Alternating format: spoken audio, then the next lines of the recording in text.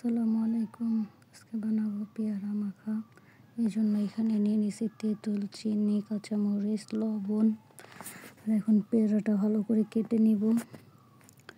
তো এইভাবে সাধারণত কাঁচা আম ভর্তা করে থাকি, মেশিনে চিরি চিরি করে কেটে। তো এখন তো কাঁচা আম আর নেই, সিজন শেষ। তো মনে হলো একটা পেয়ারা মেখে খেয়ে দেখি এইভাবে কেমন লাগে। আপনারা কি কখনো এইভাবে পেয়ারা মেখে খেয়ে দেখছেন? আপনাদের কাছে কীরকম, আপনারা যদি খেয়ে থাকেন আপনাদের কাছে কীরকম লাগছে সেটা আমাকে অবশ্যই কমেন্টের মাধ্যমে জানাতে পারেন। আর ভিডিওটি ভালো লাগলে অবশ্যই একটি লাইক করবেন, শেয়ার করবেন এবং কমেন্ট করবেন। আর চ্যানেলটি সাবস্ক্রাইব করে আমার সাথেই থাকবেন।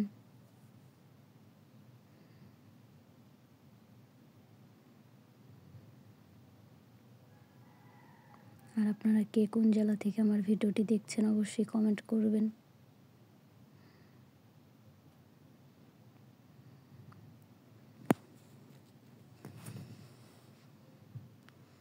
তো এখন কাটা শেষ, মেশিন থেকে আস্তে আস্তে করে ছাড়িয়ে নেব। আর এইসব মেশিন দিয়ে কাটার সময় অবশ্যই সাবধানে কাটবেন, অনেক সময় নখ কেটে যায়, অনেক বেশি রক্ত বের হয় এগুলো দিয়ে কাটলে। এখন ভালো করে সব কিছু দিয়ে মেখে নেব। তো প্রথমে আগে কাঁচামরিচ, লবণ, চিনি আর তেঁতুলটা একটু মেখে নিই। তেঁতুলটা অনেক শক্ত, দেখলেন কিভাবে ছিটে গেল। তো সমস্যা নেই, আমি তুলে নিয়ে আবার দিয়ে দিলাম। আপনার যদি মনে থাকে আগের থেকে একটু পানি দিয়ে তেঁতুলটা ভিজিয়ে নেবেন, তাহলে আরও বেশি ভালো হবে।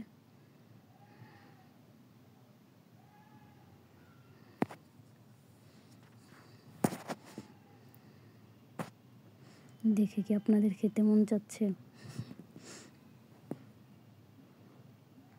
আসলে গরমের দিনে একটু টক ঝাল মিষ্টি মাখা টাখা কিন্তু খুব ভালো লাগে।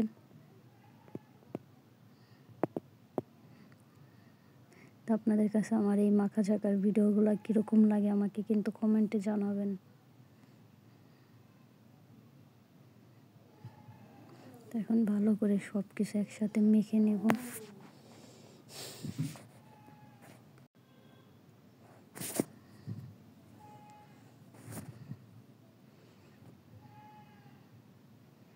ভালো করে মেখে নেব যাতে সব কিছু সুন্দরভাবে যত মাখতে ভালো করে মাখবেন তত বেশি স্বাদ হবে ইনশাল্লাহ।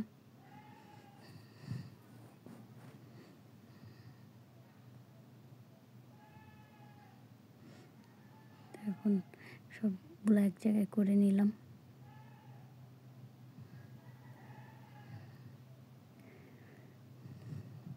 এখন খেয়ে দেখার পালা। বিসমিল্লাহ।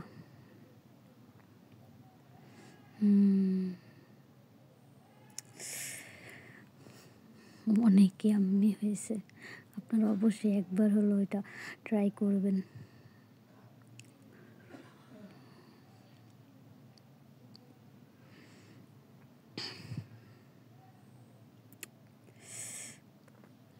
অনেক মজা, অনেক মজা।